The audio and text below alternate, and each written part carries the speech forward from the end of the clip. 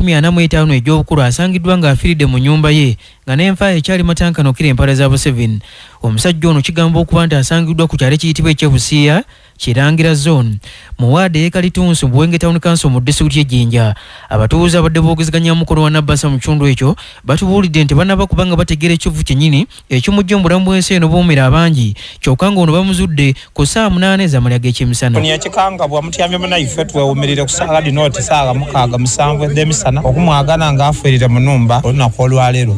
era tetuyiddi oba obuzibu bwaviirewo okufa kwe era twekanze bwekange bantu ati omuntu ali mulaafu era tumubwainaku nga mufuke paina gatigaide bulungi abaire munwe bulungi nga muwusi bwakenge nga wakyamaani nze ndi mutuuze wa Kirangira Zone era ninze neighbor we aye dibaire saawa nga 7 ku 8 ogw'omusana waba mutuuze munaife idea eyo okuba nga abitawo yekange enumba nga ndigula okulengezaayo yabona mutuuze munaife nga ali ku buliri agalamirire n'okukuba endulu.